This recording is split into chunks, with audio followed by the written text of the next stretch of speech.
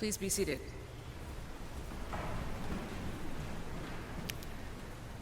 They who dwell in the shelter of the Most High abide under the shadow of the Almighty.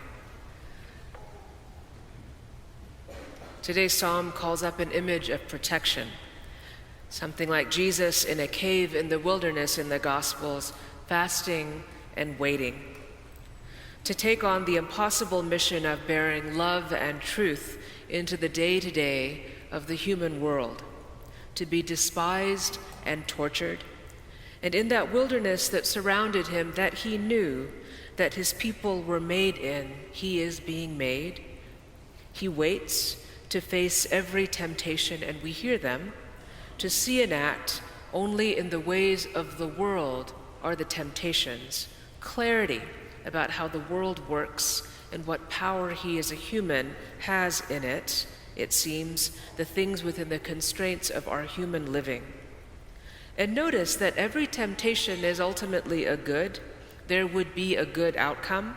Satan must tempt with something compelling to the tempted, and what could you tempt Jesus with? The usual things probably wouldn't work. Financial security for Mary wasn't really going to move Jesus. But authority to do the good, to feed the hungry, to calm his own restless human body, that is a proper temptation for our Jesus. One story in our family of Lent, and poor thing is 40 now and has to hear this every year. I think when my little cousin was 4 or 6, is sitting in her Sunday school class being taught by the priest, because it is the first Sunday in Lent. So he is teaching them about keeping a fast. And in their tradition, the expected fast, and everyone was supposed to do it. I think people might not have told all the truth about this, but everyone did it. It was to abstain from animal products. It's actually a pretty complicated concept if you're a child. So they're talking about the things they can have. Good teacher that he is, and all these kids have their hands up to say a thing they can have.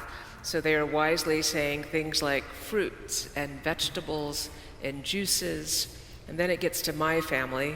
My little cousin is chosen, and she says with confidence, fish. We really like seafood in our family. And that aunt, her mother, had made an executive decision on behalf of her household to include fish that year.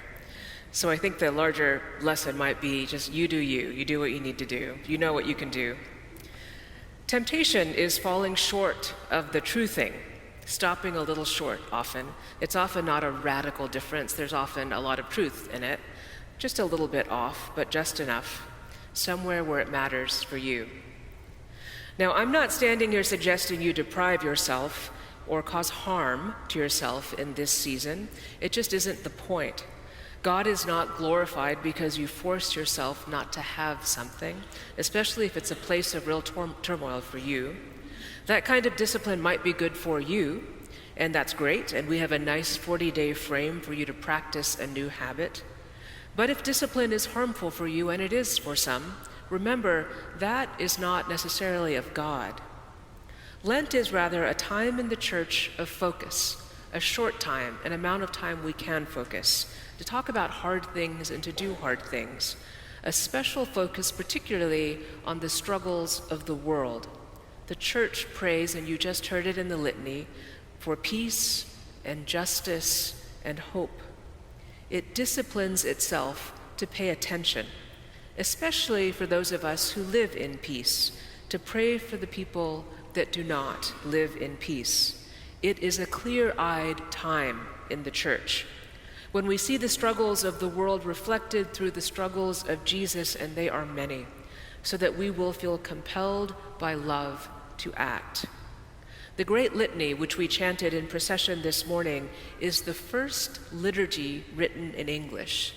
Have you heard that? The first liturgy written in English. Now, there had been things translated into English before, but written in English. Published in 1544 by Thomas Cranmer, who was the Archbishop of Canterbury at the time. There was not yet a prayer book, so this is before the prayer book. Now, the version we have is modified. It's a little bit more contemporary. It speaks to our community, but the patterns and the themes are the same. He would recognize it. Like the reading from Deuteronomy that we just heard that included a liturgy. A liturgy is in that reading. The faithful are to bring the first fruits of their harvest and go to the house of God, wherever that is for them at the time, stand before the priest, put the food in a basket. Does that sound familiar? And begin with these words, and maybe we should too. It says, "A wandering Aramean was my ancestor."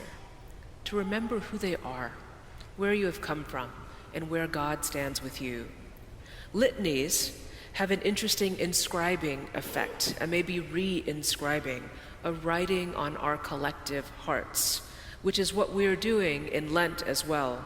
We invoke God together, we appeal to God together. It is the church praying and remembering who we are and what we need. Litanies in procession were among the great conflicts of the Reformation, which really do make you wonder about the kind of time they had on their hands back then.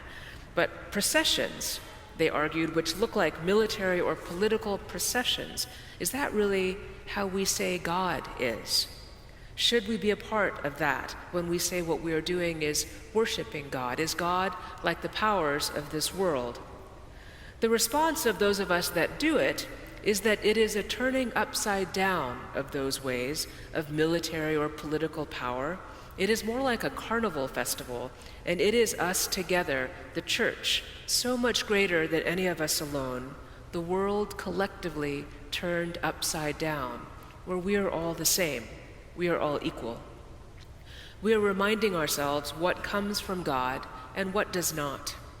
W.E.B. Du Bois wrote A Litany of Atlanta in 1906 after the race massacre, and it is stunning, naming the fear and sorrow and hope of Black people in the form of traditional Christian litanies, reclaiming dignity with words in that ancient form for all aspects of Black life in a time of violence and despair, acting as if God is listening on behalf of the whole community. As a part of our Lenten practice this year, we are reading a small book together, an old book called Life Together. It's very, very small, written by the German theologian and pastor Dietrich Bonhoeffer, first published in 1939. It is a very simple book on the surface about the practices of living in a Christian community, written in the shadow of a Germany lumbering towards war and Holocaust, when what was being published, what could be published, was being monitored. Bonhoeffer is a pastor of a Christian community and writes this for them. He becomes famous for participating later in an assassination attempt on Hitler, and it's just a few years later. In Life Together, he writes in the very first chapter, "We rise in the morning and give thanks to the Lord of the morning, the one who stands at the door and welcomes us to God's day."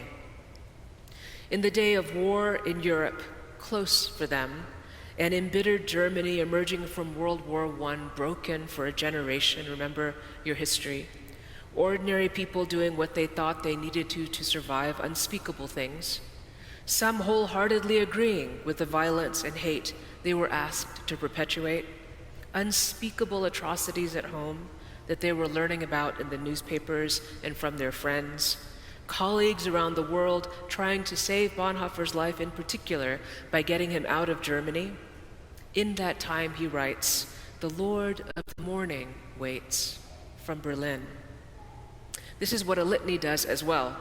Ours and Moses's and Paul's in the reading from the letter of Paul today. The word is very near, upon your heart and upon your lips. Call upon the name of God.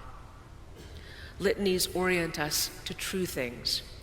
This Lent, it is imperative that we are oriented to true things, the abundance of this creation, God's boundless generosity, the love that awaits us on every side, greater than anxiety and worry, drowning out hatred and lies, truth-seeking and knowing, the Lord of the morning, a way of love that is always there for us among humanity in this human flesh, and gives us power to face the most difficult challenges in the full dignity of our created selves, not in the diminishment of the hate of others projected onto us or alongside us.